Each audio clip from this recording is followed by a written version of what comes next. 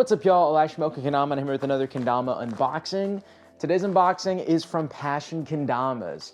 Now, I've gotten 2 packages from Passion Kendamas, and they sent those to me for free, which I really appreciate. And I had to return the favor. I had to cop arguably one of their best drops ever. They're putting their imprint on the kendama game by probably dropping the best budget kendama that's out right now with all the modern day features, maple ken, beach tama, a bunch of stuff. They come in cool colorways, and it's very simple design and just gets the whole point across and hits the 9 yards basically. Now, it's a new shape as well, so I'm excited to see that. And then it has, just a bunch of stuff that I'm really excited to see. Tommy also said he was gonna throw something extra in here, so let's go see what's in here.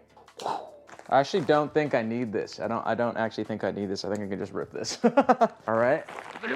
Okay, all right, so let's go. There's a note in here, I believe. Okay, great. So let me just read this. It says, "Hey, yo, Elijah, thank you for ordering a blind bag. We hope you like the color that you got. Thank you for all that you do for the Kendama community. Hopefully me and the Passion Kendama team will see you at LVKO 2025. I need to book those flights really soon. Passion Kendamas will be vendors for the very first time, and we are so excited to see you and everyone that is able to attend this amazing event." That's really sick.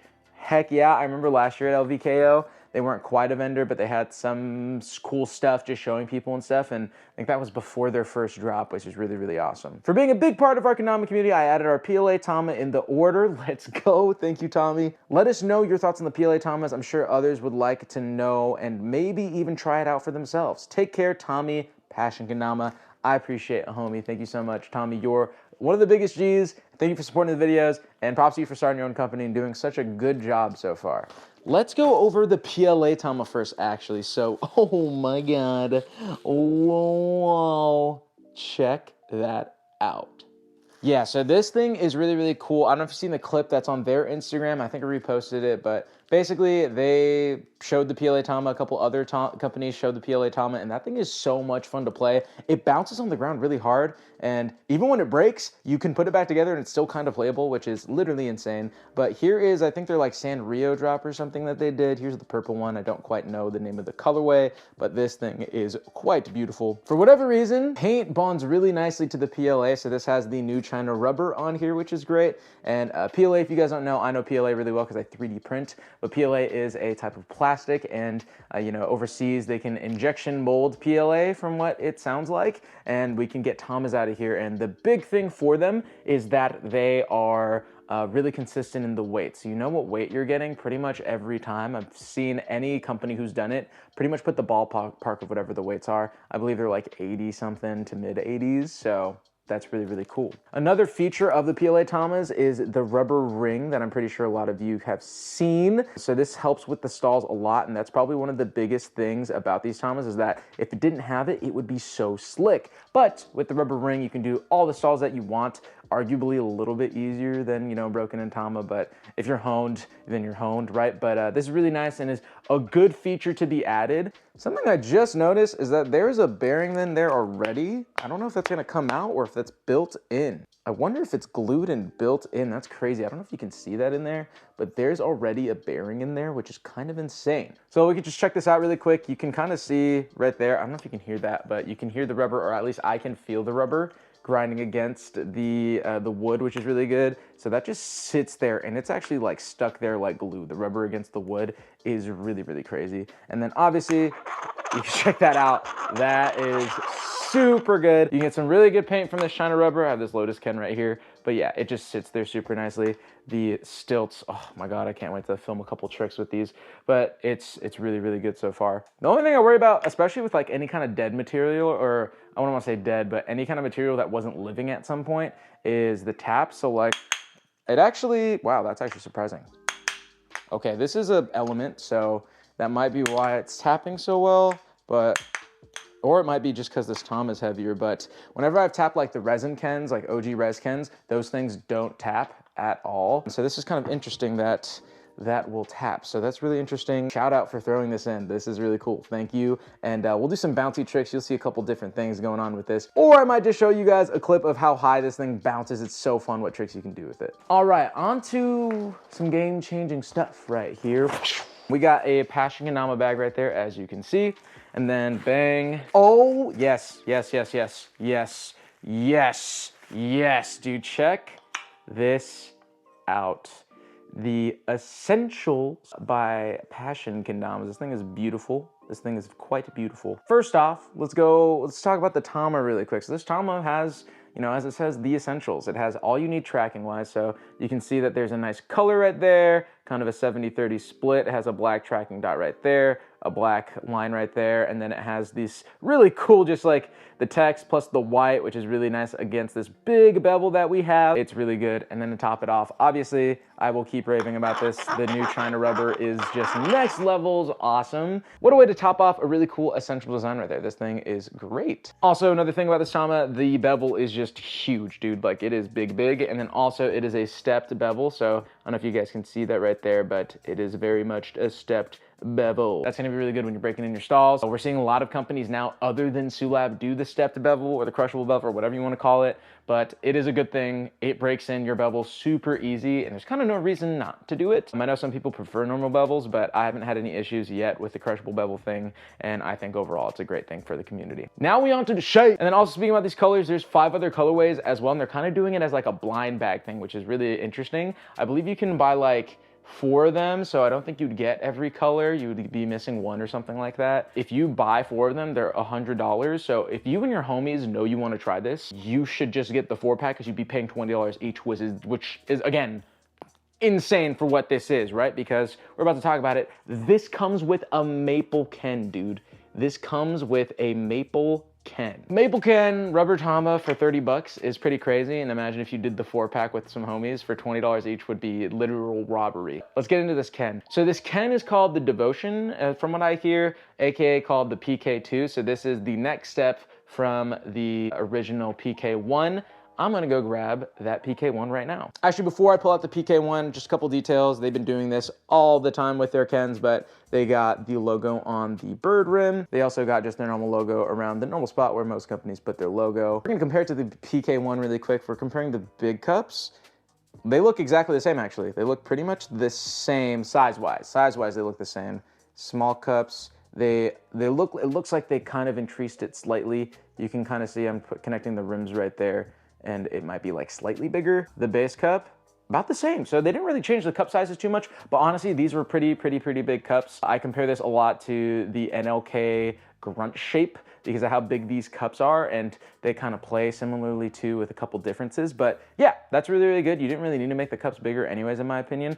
I will say, technically, they might be smaller, and this is what I mean by that. So, as you know, a lot of companies have been doing this for durability, but the cup rims on this thing are super thick. You can tell right there. The cup rims on the OG PK1 are a lot thinner. Now, what that means is that the surface area of the cup itself and how like large inner diameter wise the cup is actually gonna be smaller on the flatter rims. But do I think that's gonna matter too much?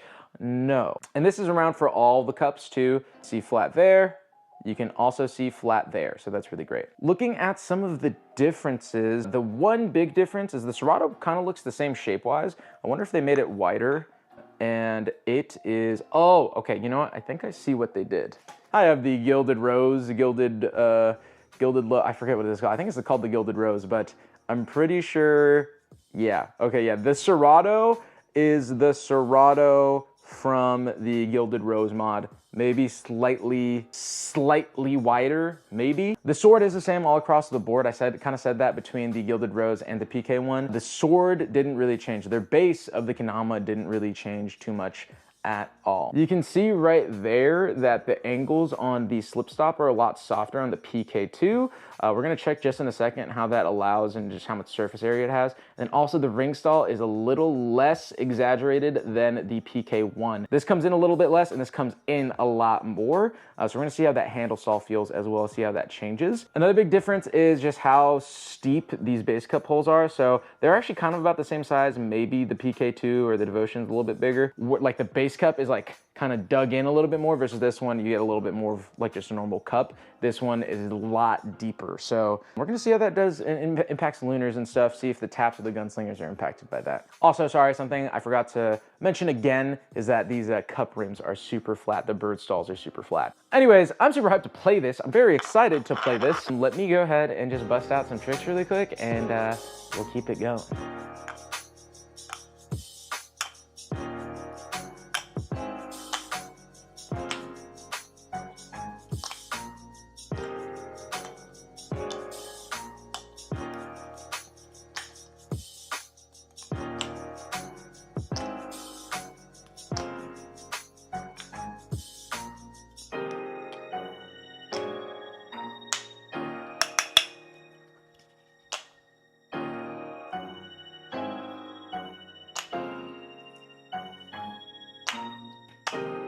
Oh.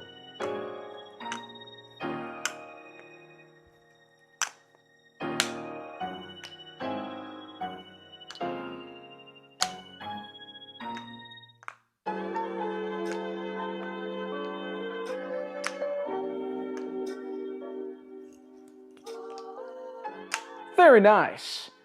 This thing is really, really good. This thing's really, really good. I got a couple comments on it. Yeah, definitely best bang for your buck just right off the bat, The rubber paint plays like rubber paint. The maple Ken feels good. The beach tom is good, and you get a stepped bevel, right? So as you're breaking that in, obviously the thing's gonna crush in, and your stalls are gonna be really, really easy to do. This thing is very, very lunar centric. You can just tell by how much this base cup hole is hollowed out. Like you just know that it is a lunar centric kendama, which is totally fine. That's totally, totally fine. As a result of having such a hollowed out base cup hole, when this kendama is new and this spike is kind of stubby, the flips kind of feel floaty, but I was trying to like force the cups down as much as I can to get more counterweight from the spike, and it felt a little bit better. It felt more balanced and kind of in the center versus like very, very just like light and in the air to describe my Ken flips and juggles, but that's gonna help a lot. And that also means the slingers, like I can force the 3, but I have to force the 3. It's definitely like not a slinger kendama, and that's totally fine because the lunars on it are just that good. The stalls on this are great. These cups are just like really, really good for stalls. They're flat, they have a good amount of step, they have all of the things that you need in a serrato to be good for your stalls and your balance tricks, which is great. Now, if we're talking about the handle saw is really good, but honestly, this bevel's so big that I feel like it would grab onto anything. And then this ring stall has a little bit left to desire. It doesn't really grab on either way. It kind of just wobbles, unfortunately. And then this shifting right here, like it'll go all the way over there if you really wanted to grab onto anything. So it won't balance on both sides of the Ken, right? So you got that wiggle right there, and it's gonna have to lean that way or lean that way for it to sit. So that's the only thing for the ring stalls, but not our first rodeo with kendamas that don't really ring stall well. It's kind of becoming less and less important, I feel like, over the years, unfortunately. One thing I will say about this is that the taps are actually surprisingly good for how hollow this base cup is. I thought they were gonna be kind of like meh, but they're actually really good. They do feel hollow and you can like hear the hollowness, but I don't feel like any kind of lag on the taps or anything, which I was really, really worried about. Yeah, it was really, really bouncy and really, really good for the taps. Obviously, this thing won't hook. For the people who ask me sometimes, it will not hook. It is very much just not gonna happen with this kendama, unfortunately. Overall, really, really good shape, especially for who this is targeted at. This is supposed to be like the best beginner kendama ever at a really low cost, and they kind of accomplished that. Aside from what I said about this shape, you get a maple Ken, you get a beach tama, and you get it all for the package of $30 or $20 if you find the homies to split. And all the colors I like a lot. So even though it's kind of like a random packaging thing, you get, you know, luck of the draw, you get good paint and maple Ken for $30, which not a lot of companies are doing nowadays, especially in this economy. So those are all my thoughts on the essentials, and then just like a couple quick thoughts on this, and I might do a completely separate video on this. This thing is super fun. I've been kind of like throwing it on different Kens and stuff, so that's why it's still off. But yeah, this thing is just a lot of fun. The rubber paint feels just as good as the wood tamas. The stalls are insane. I'm literally better at stalls because of this tama. Would I ever compete with this? I really don't know, but I kind of want to for like a video.